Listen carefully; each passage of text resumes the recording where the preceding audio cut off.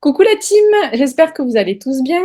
Aujourd'hui dans le podcast, c'est l'interview sensible et j'accueille Céline Rivero, community manager, solopreneur du compte Céline Rivero, du même nom, Instagram, que vous pouvez retrouver. Et donc, je suis très contente de vous partager l'histoire de Céline et aujourd'hui de tout son parcours sur le community management.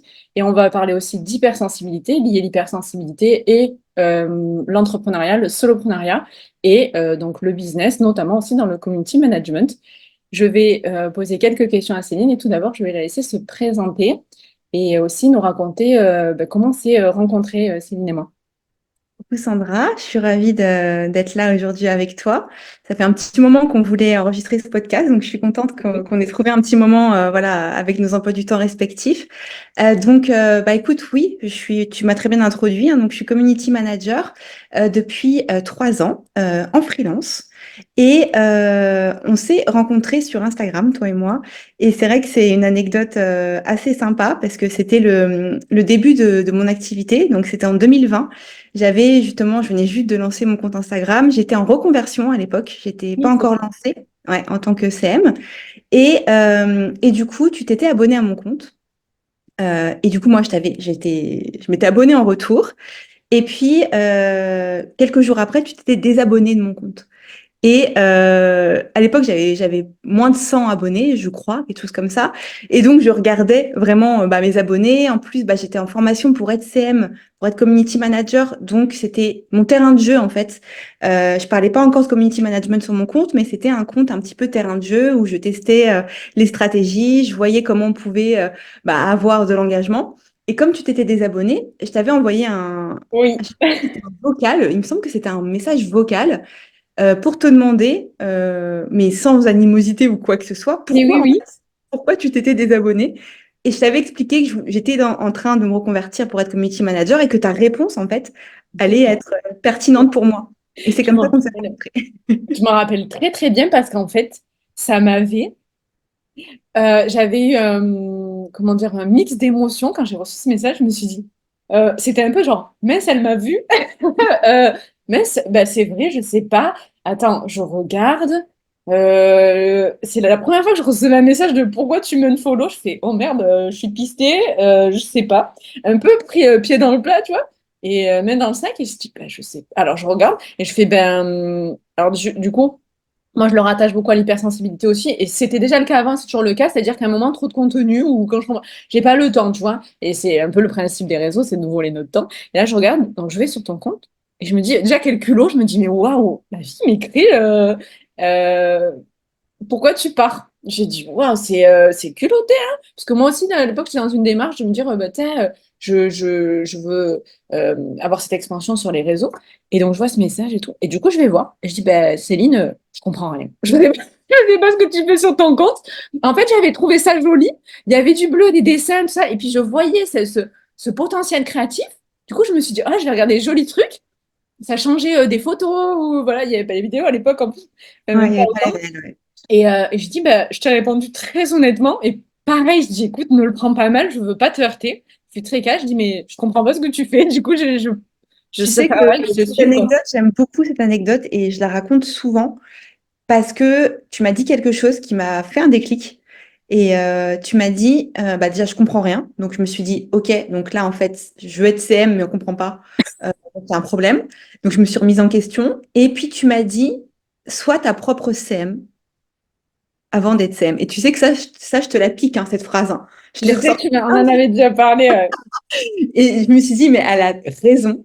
Elle a raison. Et tu vois, et je me suis dit, l'audace d'avoir, parce que moi, je suis pas quelqu'un de très audacieuse, hein, mais l'audace d'avoir envoyé ce message, parce que je pense qu'à travers, tu vois, ton compte, je voyais ta personnalité, je sentais que tu allais être réceptive, en fait. Et je me suis permise d'avoir cette audace-là et de te demander pourquoi. Tu vois, j'ai Et, dit culot, et c'est mais comme ça qu'on audace. s'est rencontrés. Et tu vois, on a bien fait. Voilà. Donc, Ah ouais, complètement, parce que des années plus tard, on est là et tu es devenue la Céline Rivero. Voilà. Et justement, je suis très heureuse de t'interviewer parce que je pense que tu peux être un exemple pour toutes les femmes qui me suivent dans ma communauté.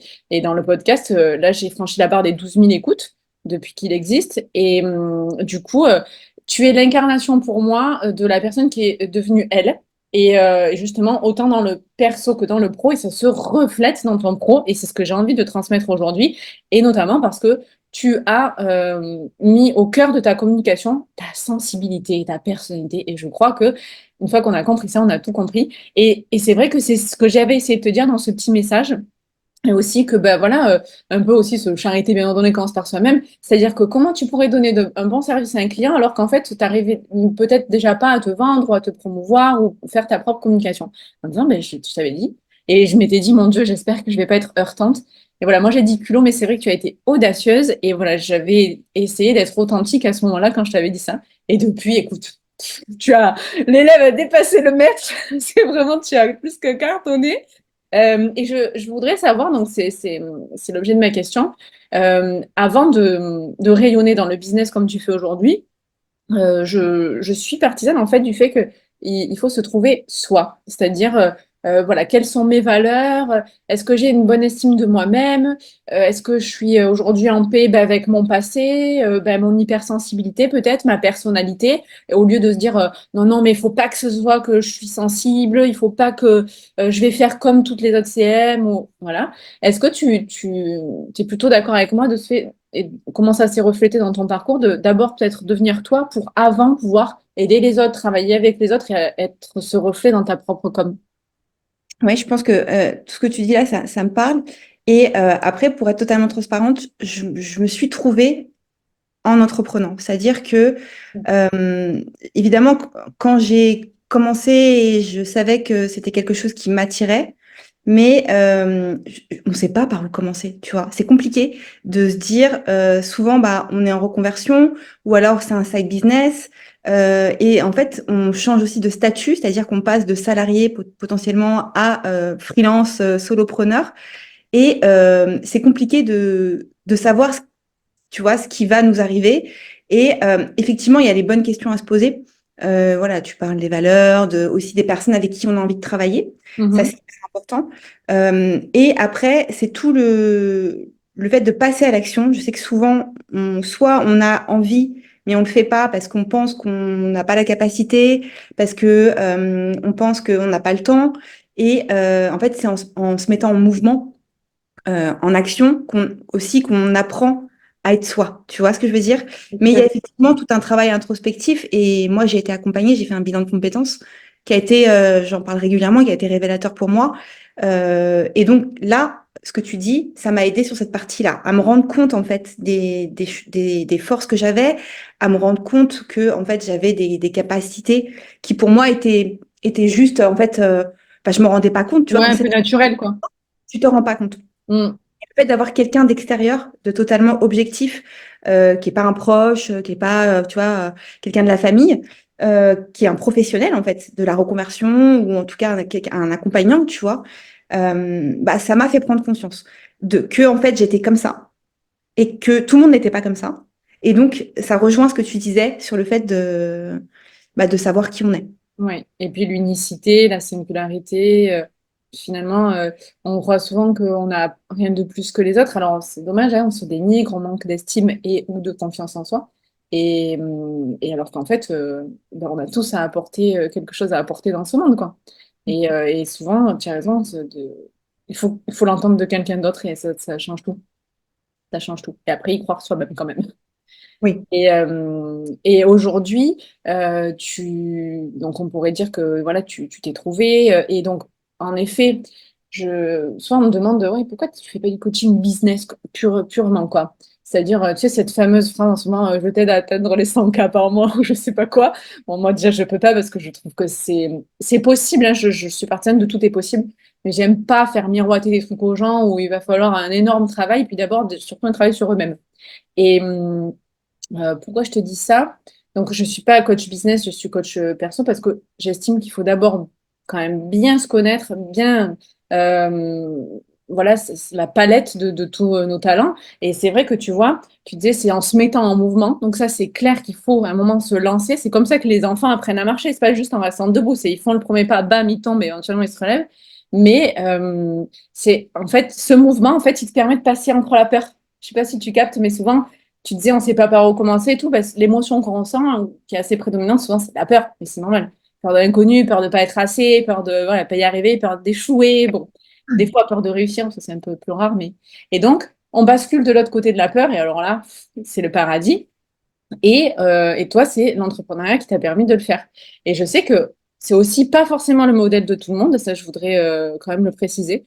Surtout qu'aujourd'hui, c'est un statut. Ça veut pas dire forcément que tout le monde doit faire ça. On peut se réaliser autrement que dans le statut d'entrepreneur.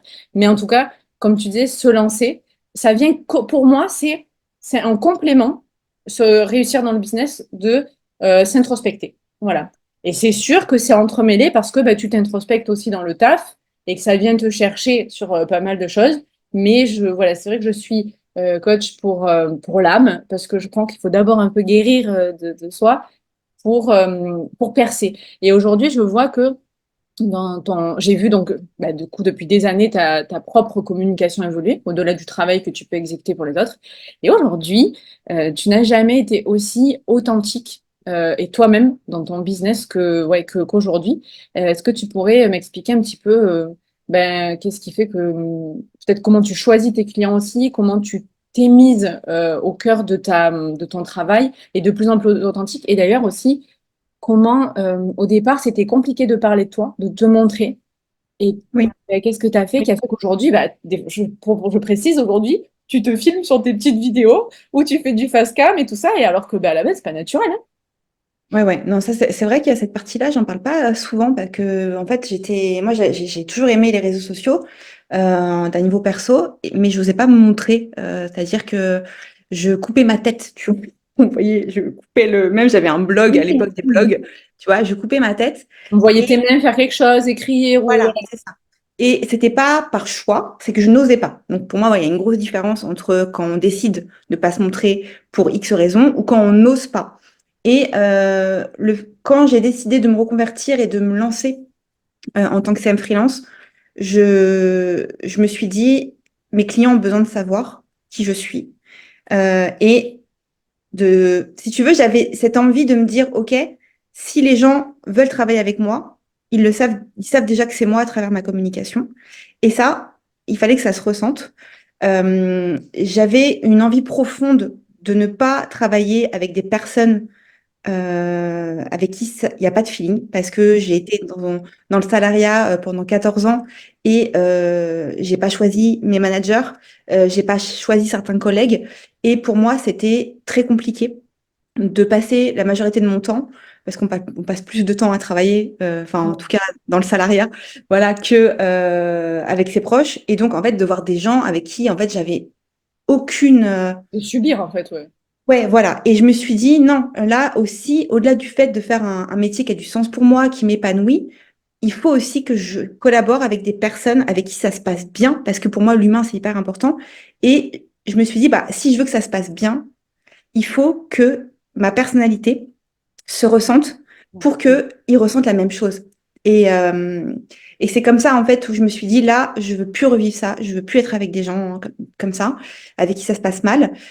Et du coup, bah, ça a été une évidence pour moi. Donc, évidemment, j'ai travaillé dessus, ça a été petit à petit, j'ai pas eu cette aisance tout de suite. Et le fait de voir que il y avait des personnes qui étaient réceptives aussi, malgré tout, parce que effectivement, tout part de l'intérieur, mais après, quand on cherche des clients, il faut qu'à l'extérieur, il y ait aussi des personnes qui répondent.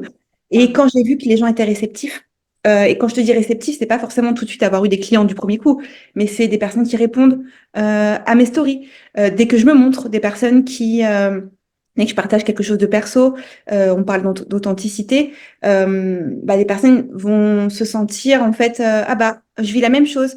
Ah bah tiens, là, ce que tu me dis, moi je pense le contraire, mais du coup c'est intéressant. Alors que si je me tais, si je partage, je mets des guillemets, mais si je partage juste en fait mon expertise, que mon expertise, il n'y a pas en fait ce lien humain. Donc c'est pour ça que j'ai amené plus d'authenticité. Et en fait, pour moi, l'authenticité, c'est d'abord être authentique avec moi. Sinon, on peut pas. Je parlais il y a pas longtemps avec un proche qui me disait, mais en fait, je ne me connais pas moi-même. Et en fait, là, c'est compliqué d'être authentique si tu ne te connais pas toi-même. On évolue tout le temps, donc évidemment, on ne peut pas se connaître à 100%. ressent. Il y a des moments où on ne comprend pas comment on réagit. Il faut aller creuser, il faut avoir envie d'aller creuser. Mais quand on prend le temps de vraiment se dire, OK, ça, en fait, je ressens je suis bien, que ça me met en joie. Et là, en fait, c'est vraiment des ressentis. Et Ou aller l'inverse, hein, que ça va pas. voilà. Ou alors que ça va pas et de couper court. Évidemment, c'est pas comme ça. Il y a pas mal de choses à travailler. Et donc, du coup, c'est comme ça que je me suis dit, en fait, maintenant, dans ma communication, même si parfois je me dis, ah bah tiens, je pourrais faire ça parce que ah bah là, il va y avoir des vues. Ah bah là, en fait, il va y avoir, je sais que les gens, ils vont partager en masse, mais en fait, ça vient pas de moi. C'est juste quelque chose que j'ai vu ailleurs. J'essaye vraiment. C'est pas toujours simple, mais je le fais au maximum parce que ce que je veux, c'est que les personnes puissent sentir ce que tu dis, que justement, bah, c'est authentique, c'est sincère, ça peut être aussi parfois vulnérable. Et c'est ce qui me caractérise. Donc, C'est vrai. On l'oublie trop souvent que finalement, c'est pas se connecter de compte à compte, mais se connecter d'humain à humain. Et en fait, ce que tu veux, si j'ai bien compris, c'est que les gens se connectent à toi. Et c'est par le biais d'interaction que tu es né, en fait, que ton travail est né plutôt. Euh, et aussi, je voudrais préciser que tu disais, j'y suis allée étape par étape. Et c'est vrai que je pense que c'est le bon chemin parce que tu n'es pas, c'est pas parce que tu as décidé d'oser que d'un coup, tu as pris ton téléphone, tu t'es mis à parler devant et puis que en une seule fois, tu as parlé 1 minute 30 naturellement. Non, peut-être que d'abord, tu as fait, donc tu avais d'abord tes mains, voilà, tu as montré tes mains, puis après, tu as fait des voix off, donc tu as commencé à poser ta voix, et puis l'acceptation de la voix aussi, c'est pas simple. Puis ensuite, oui, tu as peut-être commencé à parler un tout petit peu face cam, en story, donc c'est 15 30 secondes, puis après, là, peut-être tu as eu du montage de réel, où ben là, tu as parlé, tu as donné du conseil. Voilà, c'est pas. Souvent, les gens arrivent et ils voient que la fin. Ouais, mais il y a eu tout le chemin. Et toi, on le voit très bien sur ton compte, tout ce travail. Et je voudrais enfin, dire à quel point tu peux servir d'exemple à toutes les femmes qui veulent se lancer, autant pour parler de, je sais pas, de parentalité que de leur business, hein, et que tu es un bel exemple à suivre sur ça et que bah, ça se fait au départ pas forcément naturellement, mais en tout cas que bah, quand on ose après, ouais, il y a ce résultat. Et au pire, il n'y a pas le business, mais au mieux, on rencontre des gens et puis surtout, on se rencontre soi-même, quoi. ouais, et tu vois, c'est aussi, j'adorais suivre d'autres entrepreneurs, d'autres community managers à l'époque étaient déjà lancés. Et en fait, quand je voyais leur story, j'adorais en fait. Tu sais, j'avais cette excitation j'avais l'impression qu'elles me parlaient. Ouais, Et ouais. je me suis dit, mais moi, je veux que les personnes ressentent ça aussi. Donc, si je veux qu'elles le ressentent aussi, qu'elles Ouais. soient contentes voilà, de voir une nouvelle story, de voir la petite vignette qui arrive, bah, si je le fais pas, ça ne se passera pas. Et on a tous en fait une personnalité qui va matcher avec d'autres personnes ou non. Mais en tout cas, si on se lance pas, si on n'ose pas et qu'on a envie de pouvoir véhiculer tout ça dans une communication, et en fait, j'ai vu au-delà de l'écran. Tu vois, justement, je me suis dit, moi, quand je regarde les stories de ces filles-là, bah, j'ai l'impression qu'elles me parlent à moi. Et en fait, c'est comme ça que j'ai commencé aussi, ça m'a aidée. Mhm. Je me suis pas dit les gens vont me juger. Je suis sortie de ça, tu vois. Je suis Ouais. sortie du jugement de ah là là ma tête. Je veux dire maintenant, je ne regarde plus ma tête, tu vois. Oui, Je oui, oui, je vois clique, très bien ce que tu je veux dire. mets le texte, on s'en fiche. Il n'y a pas de Mm. voilà. Donc c'est tout un chemin, ouais. Ouais. Bon, après, les réseaux aussi ont cheminé eux-mêmes, hein, Mm. tu suis après les tendances. Il y a eu plus de vidéos. Au départ, c'était se montrer en photo aussi, plus de vidéos. Mais ouais, ouais, il y a du chemin. Et tu parlais de je regardais les autres CM. Oui, alors, je- chère toute, regardez, inspirez, mais attention au piège des fois de la comparaison, c'est-à-dire ah ben mais elle va le faire. Alors elle le fait déjà, c'est pas la peine, ou elle le fait mieux, je la ferai jamais aussi bien. Mais c'est donc on revient à l'unicité et l'authenticité. Personne d'autre n'est toi. Donc tu disais aussi personne d'autre que toi ne va le faire hein, si tu le fais pas toi-même. Mais personne d'autre n'est toi. Une Céline Ribeiro, il y en a qu'une. Il y a que toi qui prodigue tes propres conseils. Évidemment, on n'a pas inventé. Enfin, je sais pas, mais c'est pas toi qui as inventé le réel, par exemple, tu vois. Oui. Il y a des tendances, il y a des choses qui se passent où il y a les stratégies de com. On peut mettre notre touche, on peut avoir des idées et quelque chose d'original, mais bien souvent aussi, moi c'est pareil dans le développement personnel. Par exemple, j'ai pas inventé le FT. C'est pas pour autant que je peux pas parler de FT. Voilà. Et bon, on s'en fout, FT, Emotional Freedom Technique. Mais d'ailleurs, tout à l'heure aussi, tu as dit side project. J'aime bien dire side project, mais pour les filles qui parlent pas anglais, ben, c'est quand on a un business, un truc à côté. Voilà, je voulais le préciser. Donc, voilà, attention à la comparaison, je le dis aussi, ne pas tomber dans ce piège. Mais en tout cas, voilà, tu t'es trouvé et je voudrais donc mettre au cœur aussi de ton business aujourd'hui, on le voit, ben, tu t'es trouvé et en fait, Céline est une personne sensible. Voilà. Et au départ, on pourrait croire que c'est un handicap parce qu'on a toujours cette croyance de sensible égale fragile.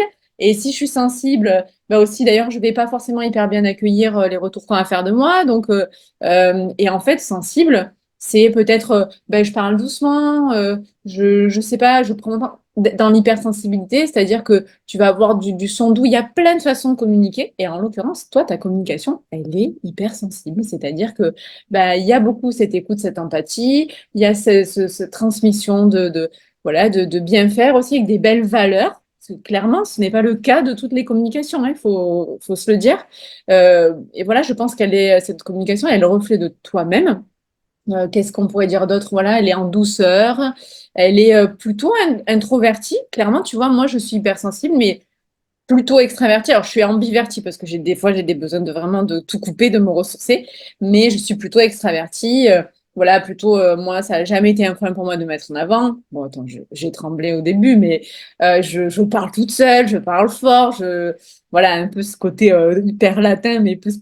Donc, voilà. Donc, mais pourtant, ça ne m'empêche pas d'être hypersensible, mais dans ma singularité. Et on en avait parlé ensemble, donc c'est vraiment quelque chose qui, voilà, qui va te caractériser. Tu l'as vu aussi un petit peu dans ton perso, Oui. voilà, famille, etc. Et donc, ben moi aujourd'hui, je trouve que ça se ressent. Et là, beaucoup de douceur, et notamment aussi aujourd'hui dans la nouvelle communication, la dernière, donc dans les couleurs de choix, les couleurs choisies. Est-ce que tu dirais donc que ta sensibilité, c'est plutôt une force ou une faiblesse? Ça l'a été peut-être, et comment tu as réussi à la transformer, à t'en servir dans ta communication? Ça, c'est un sujet que j'aime beaucoup, tu le sais. Parce que oui, j'ai toujours été une enfant sensible, une jeune femme sensible et une adulte sensible. Et on va te dire, bah, jusqu'à l'entrepreneuriat, donc tu vois, jusqu'à mes 35 ans, j'ai toujours vécu comme une faiblesse. Ouais, un Pourquoi? poids. Parce que on me l'a fait sentir comme ça. Et j'étais pas dans une démarche, j'étais très tournée vers l'extérieur euh, pendant mon enfance, mon adolescence. Le regard des autres, le fait d'être acceptée par les autres. J'ai été beaucoup rejetée aussi dans mon enfance par les autres enfants. Voilà, j'avais des problèmes de surpoids, de timidité. Et du coup, voilà, j'entendais très régulièrement, t'es trop sensible, le monde, c'est pas les bisounours. Arrête, Ah, de pleurer. arrête de pleurer, il faut que tu te renforces. Et même en entreprise, hein. Ouais. Même aussi en entreprise, voilà, il y a des choses comme ça Ok. que j'ai pu entendre en entreprise. Et j'étais vraiment, oui, catégorisée de sensible et donc de attention à ce qu'on va lui dire. Attention, on peut pas lui parler de ça parce que elle va se mettre à pleurer tout de suite. Non, mais elle va pas pouvoir gérer parce elle est trop sensible, trop, tu vois, toujours trop. Donc j'ai été habituée à ça. Et justement, dans l'entrepreneuriat, j'avais évidemment cette appréhension, notamment bah, sur les réseaux sociaux, où je me suis dit, est-ce que si je reçois des commentaires de haters, je vais pas, ma sensibilité, ça va pas être compliqué, est-ce que je vais pouvoir gérer ça? Et en fait, je me suis rendu compte que c'était un moyen d'expression pour moi, de créer du contenu. Et du coup, c'était naturel pour moi de communiquer avec sensibilité, puisque ça fait partie de moi. Donc c'est comme ça que j'ai commencé. Ça s'est accentué maintenant, parce que bah, j'incarne de plus en plus la direction dans laquelle je me sens le mieux. Au début, j'ai tâtonné, ce qui est normal, pour trouver ma voix, enfin, ma façon de m'exprimer, Ça de patte communiquer. un peu, ouais. Et donc, c'est comme ça que j'ai fait. Et je me suis rendu compte que, bah, non, en fait, il n'y avait pas de. il n'y avait pas de personnes qui me jetaient des pierres, des tomates, il n'y avait pas de... Voilà, et qu'on était beaucoup, en fait, dans ce cas-là. Et évidemment, il y a eu depuis quelques années toute une acceptation, même si maintenant il y a quand même aussi pas mal de choses qui sont galvaudées hein, autour de l'hypersensibilité, mais il y a eu quand même beaucoup d'acceptation. On a mis des mots en fait sur bah, un trait de personnalité. Euh, Tout à et du fait. coup, ça m'a. Maintenant, c'est une vraie force, surtout dans la communication, puisque voilà, je suis très empathique. Ma sensibilité me permet de ressentir ce que les gens ressentent, aussi de pouvoir me mettre à leur place, mais avec empathie. Et donc, pour moi, aujourd'hui, c'est vraiment une force, vraiment. Presque deviner, j'ai envie de dire. C'est Oui, des fois, voilà, l'hypersensible a beaucoup d'intuition et ouais, c'est comme si on arrivait un petit peu à lire les gens et donc bah, tu comprends leurs besoins et tu te mets beaucoup à leur place. Donc évidemment, c'est une force sur les réseaux bah, parce que finalement, alors pas dans le mauvais sens du terme, hein, mais on montre ou on dit ce que les gens ont envie d'entendre. Mais pas dans le sens travestir, je te fais plaisir, je te brosse dans le sens du poil. Non, non, c'est que tu viens appuyer chez eux là où ça fait mal, là où ils ont besoin de quelque chose et tu leur apportes, quoi, hyper facilement, hyper naturellement. Euh, donc, euh, donc oui, je pense que tu le dis très bien, ouais, c'est une tu force. sais, il y avait aussi, je pense que c'est important parce que je pense que beaucoup de femmes sensibles, hypersensibles, doivent, enfin, ont vécu ça. C'est cette croyance aussi dans la société que si tu veux réussir, si tu veux dans le milieu professionnel, Mhm. il faut être dur, Ouais. faut casser, Être un requin, faut casser les autres et tout. Alors, et moi, c'est le schéma que j'ai eu dans mon ancien travail en tant que salarié. Bah, c'est le schéma que j'ai eu, quoi. Vraiment, la figure, tu vois, le patriarcat, l'homme qui est manager, qui est patron, qui veut écraser les autres, capitaliste. En plus, j'ai ouais. travaillé dans un fonds d'investissement. Donc, c'était très, tu vois, tourné vers l'argent, très, même les femmes entrepreneuses, tu vois dans lesquelles qui pouvaient rejoindre le fonds d'investissement, tout de suite, c'était des femmes si elles n'avaient pas du caractère, qui venaient, tu vois, présenter leur business plan. Bah, non, elles n'étaient pas écoutées. Et donc, il y a ce truc de se dire, en fait, si tu es sensible, tu Mm. peux pas être carriériste, tu peux pas avoir des ambitions, ou alors tu vas jouer petit, tu vois. Mm, C'est mm. un truc que j'ai souvent ressenti. Croyance, mais c'est une croyance, hein. Et, Croyance et en fait, sociétale. je me suis rendu compte que ce qui comptait, c'était de jouer mon propre jeu et qu'il sera grand puisque c'est le mien. Et tu Tes vois, propres règles. et du coup, c'est une force, quoi. Mm. Parce que tu l'as décidé et que tu l'as transformé et tu as créé cette propre règle. Donc voilà, donc ton jeu. Mais et clairement, mais voilà, c'est un travail, tu vois, comme je disais tout à l'heure, c'est au départ, on est tous chacun dans notre coin et quand on se connaît pas, tu dis, je me connais pas moi-même. Enfin, ton ami, je me connais pas moi-même, je sais pas. Oui, mais déjà identifier ses croyances et en effet, puis l'identifier. Prendre conscience que qu'elle est là, qu'on a ça, et puis se dire que c'est pas la sienne, éventuellement se désengager, puis même malgré tout, elle est là. Et puis la restructurer, la retravailler. Et aujourd'hui, l'inverser, dire, bah non, en fait, je peux être entrepreneur, entrepreneuse, je sais pas comment chacun dit ce qu'il veut, mais et dans la douceur, je peux réussir sans bouffer les autres, écraser, parce que j'ai la valeur respect qui est très très grande chez moi. Voilà, et on fixe les règles sans se travestir, et donc du coup sans travestir sa personnalité hypersensible, sensible, et avec une personne voilà qui a souvent des belles valeurs. Et tu disais, j'aimerais rebondir là-dessus, c'est un trait de personnalité, c'est très très juste. En effet, c'est pas une maladie, c'est pas une pathologie. Ça naît encore croyant, ça n'est un fardeau que si ce n'est pas connu, si c'est mal vécu, si c'est voilà pas connu, pas soi-même et mal appréhendé en fait. Alors que donc en restructurant encore cette croyance, l'hypersensibilité donc peut être une force autant dans le perso que dans le pro. Et je voulais te dire, si tu disais, ça a été galvaudé, et puis après, il y a aussi une libération de parole, et donc oui, tant mieux. Moi, tu parlais des haters tout à l'heure, donc des personnes qui peuvent faire des commentaires négatifs, des retours négatifs. Typiquement, en 4 ans, mais je dois les compter sur le doigt de la main, des gens qui, je sais pas, ils doivent être mal avec eux-mêmes. Mais sinon, en effet, j'ai toujours eu beaucoup de retours très bienveillants. Je pense que finalement, on a aussi la communauté qu'on mérite et qu'on incarne, hein. bien sûr. Je le crois. Non, J'ose espérer, il y a toujours des exceptions, mais voilà. Mais en effet, les quelques fois où c'est revenu, c'est mais qui es-tu pour parler d'hypersensibilité, hein? Et tout le monde est hypersensible et ou d'ailleurs au potentiel.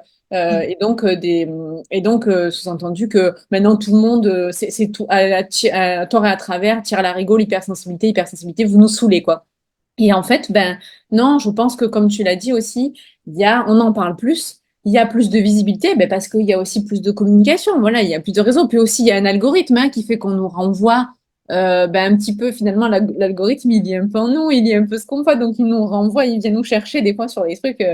Euh, ben, voilà, donc on a l'impression aussi d'être matraqué. Ben non, c'est juste que on en parle plus. Et moi, j'ai envie de dire tant mieux parce que c'était tellement pas connu. Et puis on en souffrait tellement. Et on nous disait donc tellement, ah, t'es trop ci, t'es trop là, arrête de pleurer, il faut que tu sois un peu mais dur. Ben, tu que moi, vois, j'ai envie de dire non. ce qui est drôle, c'est que les personnes de mon entourage proche hein, qui me disaient ça, euh, enfin, et moi, en fait, quand ils me disaient oui, par exemple, tu vois, j'allume la télé, il y a un truc à la télé, moi, pour ma sensibilité, qui vient la taper, et moi, je peux Et, pas, en fait. ouais, Et on pouvait me dire, mais attends, c'est bon, t'es trop sensible. Et maintenant, c'est bizarre parce que, et donc moi, je disais oui, t'as raison, c'est vrai. Et maintenant, ça s'est inversé. C'est-à-dire que même les personnes qui pouvaient me dire, t'es trop sensible, il faut que tu te renforces, maintenant, elles me disent, ah bah tiens, toi qui as de la sensibilité, est-ce que tu peux me dire, tu peux me conseiller sur ça? Et du coup, c'est là où on se rend compte, souvent on dit, euh, ce qu'on dégage, c'est enfin, ce qu'on pense de nous, ça se reflète dans ce qu'on dégage. Et les autres, en fait, par miroir, vont le percevoir. Et du coup, avant, on me disait, t'es trop comme ça, change. Et maintenant, on me dit, ah bah tiens, t'es comme ça. En gros, c'est une de tes forces. Je viens te demander conseil pour ça. Ou alors, tu vas pouvoir faire ça parce que toi, ça te parle plus. Toi, t'es plus sensible. Tu vas savoir comment parler à cette personne. Je sais que souvent, mon mari me dit, non, non, fais-le toi parce que tu as cette sensibilité et tu vas pouvoir parler à la oui, personne mieux que moi, en fait, où je vais aller droit au but cash. Et en fait, cette personne, elle a besoin qu'on prenne le temps avec elle. Et du coup, c'est assez drôle, tu vois, une fois que tu l'acceptes, enfin, pas que tu l'acceptes, mais que tu le vois comme une force, que tu t'y connectes et que ouais, tu changes ta et vision des ben, choses aussi. ça se reflète après aussi dans tout ton entourage et c'est assez fou, ouais. Bah, moi, je suis très spirituelle. C'est vrai que c'est pas forcément quelque chose qu'on peut comprendre, voir de prime abord.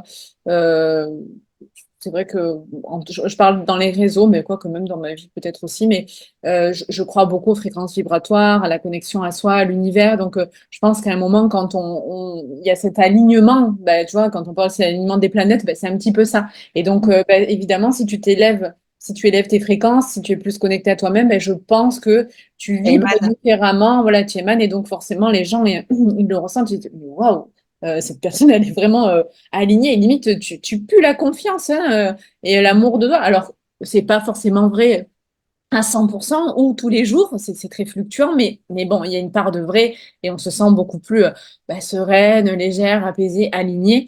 Et je pense qu'aujourd'hui, c'est ce qu'on ressent quand on te parle et que ce soit donc dans ta famille ou aujourd'hui dans ton business, dans ta communication, quoi. Voilà, moi, ce que j'en ressens. Donc, du coup, est-ce que tu pourrais nous dire, nous donner ton avis sur le fait de se faire accompagner, que ce soit autant dans le perso que dans le pro? En ce qui me concerne, j'ai expérimenté les deux et je vois à quel point ça a été, on dirait game changer, un changement. C'est venu appuyer une différence entre un avant-après. Donc, comme je te disais, d'abord, moi, ça a été dans le perso.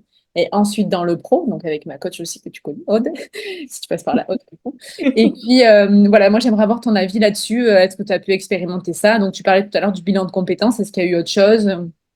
Oui, oui, bah, moi aussi, j'ai été accompagnée des deux côtés, aussi bien avant d'un point de vue très classique par un psychiatre. Ouais. J'ai commencé comme ça.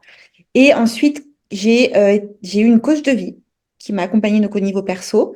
Et puis après, j'ai fait plusieurs coachings business, effectivement. Alors, j'ai eu le bilan de compétences aussi avant. Et quand je me suis lancée dans l'entrepreneuriat, j'ai fait plusieurs coachings business. J'en ai fait peut-être quatre, quatre, tu vois, donc ça fait 3 ans. Donc, en fait, Donc, régulièrement. Petite régulièrement. cadence. Parce que effectivement, à chaque fois, ça m'a apporté des éléments qui m'ont vraiment permis d'être le plus aligné. Souvent, on pense en termes de performance, d'un point de vue coaching business. Oui, Voilà, et je pense que ça dépend des personnalités. Comme j'ai enfin compris que je courais pas après les performances, mais après tout simplement, après quelque chose qui m'apporte, un travail qui m'apporte du sens et une manière d'entreprendre qui m'apporte du sens. J'ai lâché le côté performance. Voilà. Après, effectivement, je suis là pour en vivre.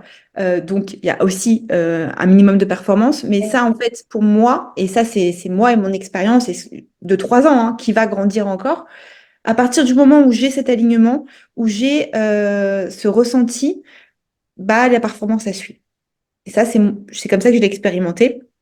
Et, euh, et du coup, oui, j'ai toujours été accompagnée. Ça a été toujours il y a toujours eu des moments, en fait, dans chaque accompagnement où j'ai eu une prise de conscience assez forte.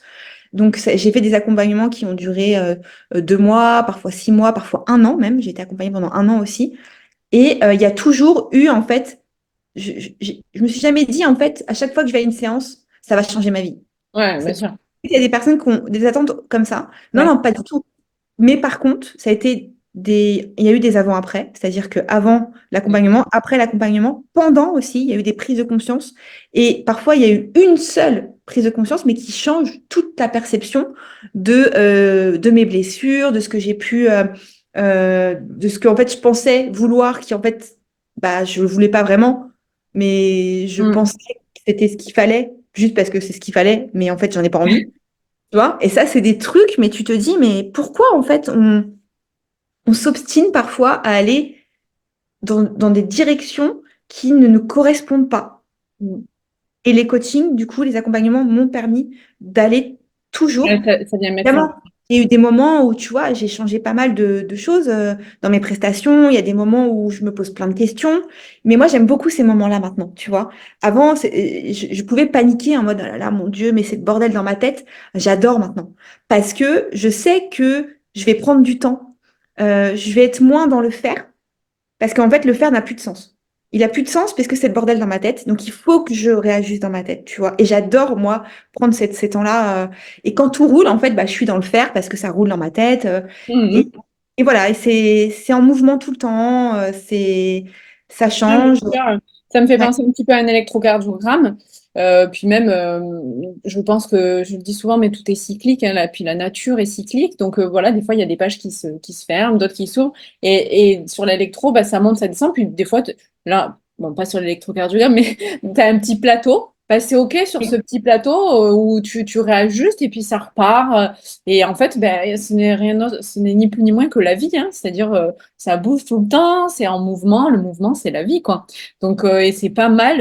Et c'est vrai que c'est hyper intéressant, ce petit plateau en restructure, mais parce qu'aussi, en fait, c'est des nouveaux défis, c'est une petite analyse, on repart, c'est de la nouveauté. Donc, c'est hyper enrichissant, en fait. Et c'est vrai que très souvent, quand on est en bas ou sur un plateau et qu'on n'est pas accompagné, ben on va des fois mal le vivre. On est tout seul avec soi-même, on se torture et puis on trouve jamais la réponse parce que aussi, c'est pas facile d'avoir la lucidité, d'y voir clair, de prendre un pas de recul et tout. Et souvent, quand tu prends quelqu'un qui tient la main un petit peu, bah, il te...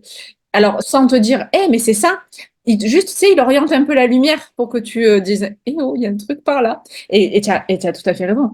Très souvent, dans les coaching business, je refais un POC à Aude, tu vas pour, ben, aller, je vois ma gamification, mes produits, mes prix, qu'est-ce que je garde, machin, mes offres et tout. Et tu vas pas forcément pour te trouver toi-même, mais il y a toujours un petit moment où ça vient te chercher sur un truc Yep. perso et tu grandis, tu sors encore grandi. Vraiment, c'est fou. Moi, je l'ai expérimenté là au travers du dernier.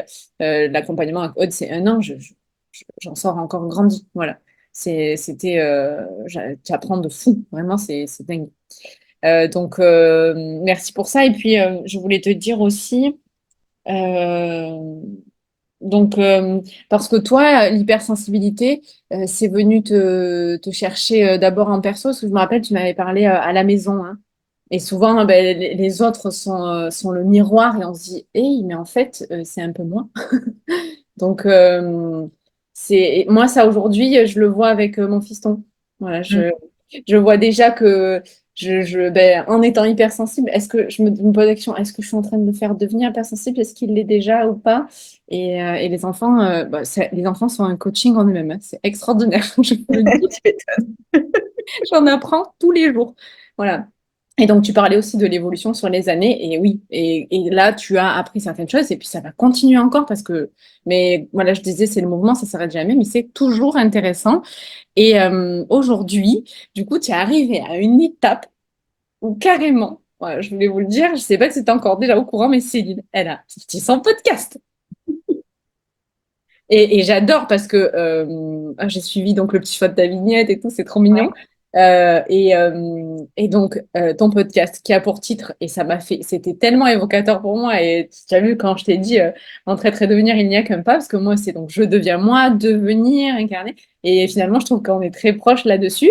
Donc, après, évidemment, il y a aussi, raconte-nous, raconte-nous. J'allais dire les trucs, mais dis. Ouais, alors le podcast, c'est un format que j'aime beaucoup en tant qu'auditrice, qui m'a beaucoup suivie aussi quand j'étais encore salariée et que je faisais mes trajets quotidiens en transport en commun.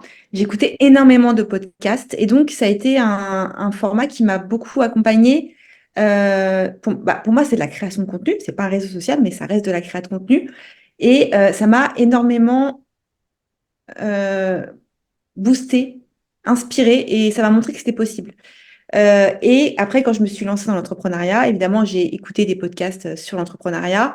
Et du coup, bah, pour moi, c'était mon moment, voilà, trajet, aller-retour. Je sortais de mon travail, j'allais au travail, mais j'avais ce moment, en fait, où je me connectais à des personnes qui partageaient énormément de choses, qui m'inspiraient.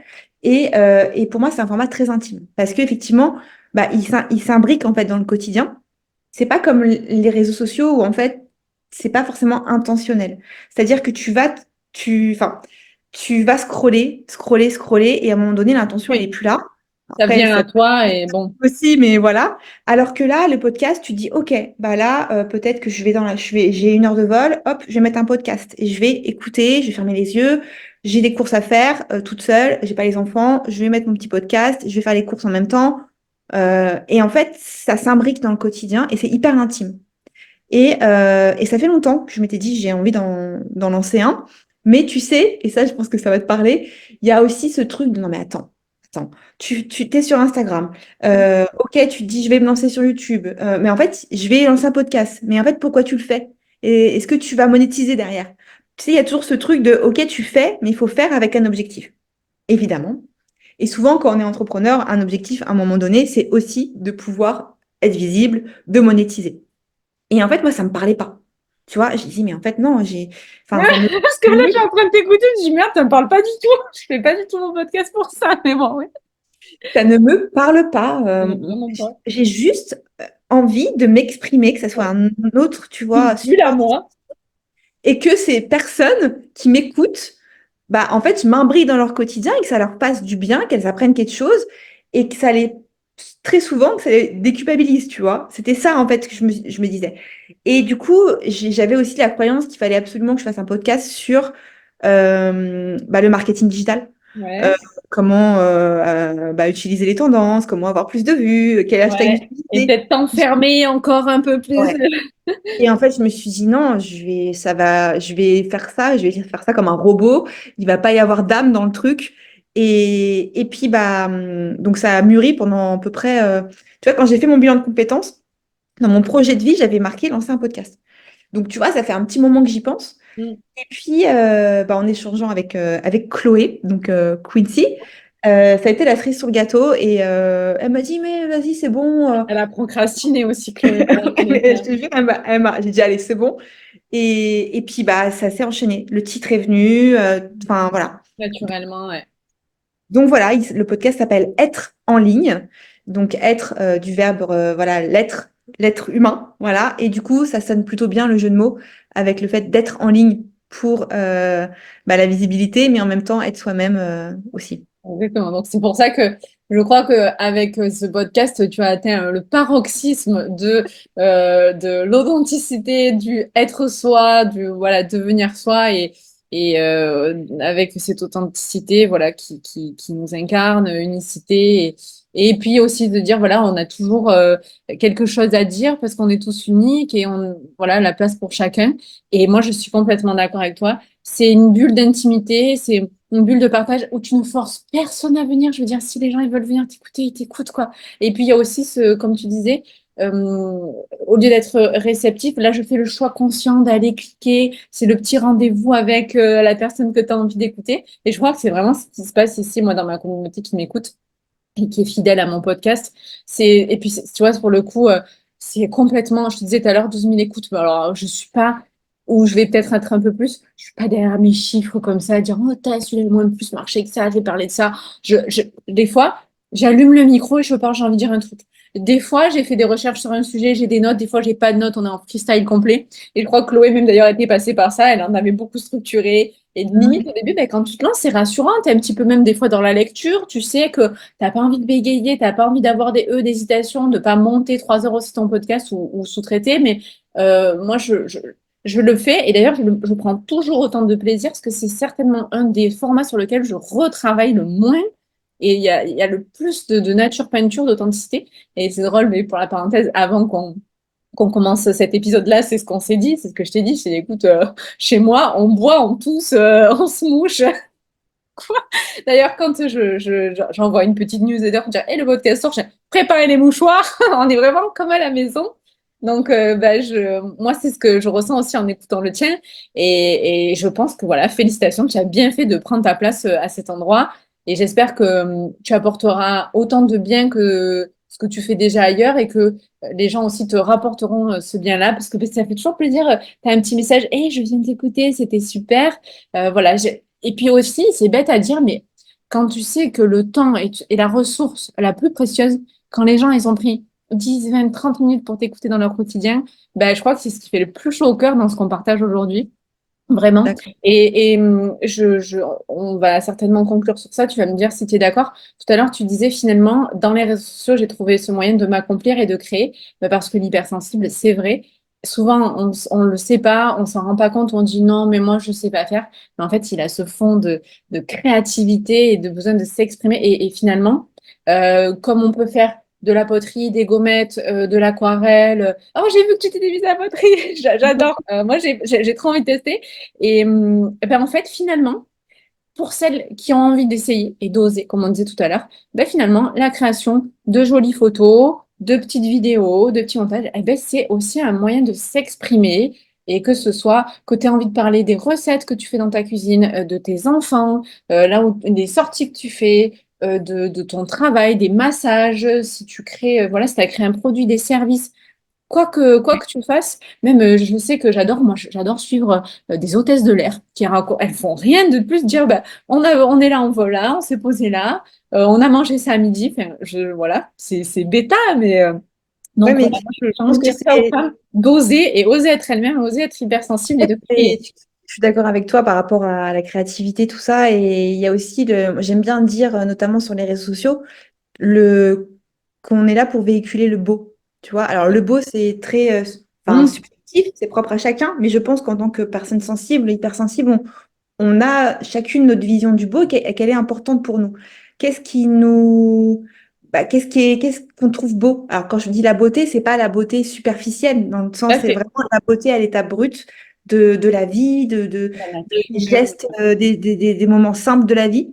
Parce que pour moi, c'est ça, en fait, tu vois, qui au final nous apporte satisfaction et bonheur, c'est de se rendre compte de la beauté. Mmh, Et effectivement, bah, créer en se disant je vais apporter de la beauté parce que ça me parle, ça me nourrit, ça me met en joie, bah, ça, c'est une force avec la sensibilité. Et du coup, ça m'a fait penser à ça quand tu dis, voilà, une belle photo, tu vois. Chacun a sa vision du beau. Il y en a qui vont le partager à travers des mots, qui vont avoir plus de facilité à écrire, d'autres avec des photos. tout à Ou, fait.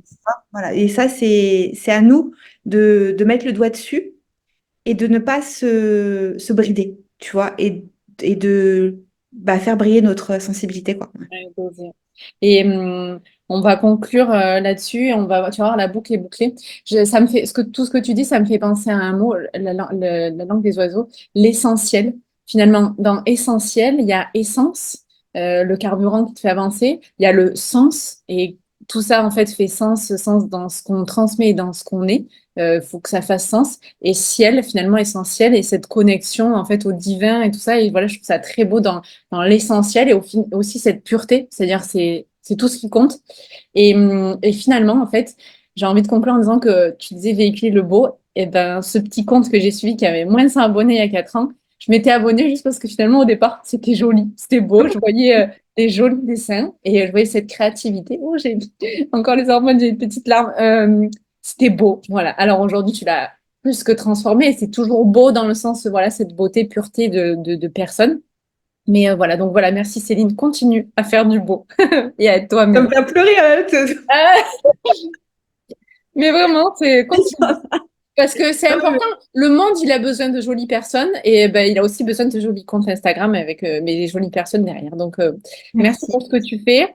On souhaite ben, félicitations et longue vie à ton podcast et aussi à tout ton business de continuer comme ça. Et donc, si vous voulez travailler avec Céline pour votre communication, foncez, vous ne serez pas déçus.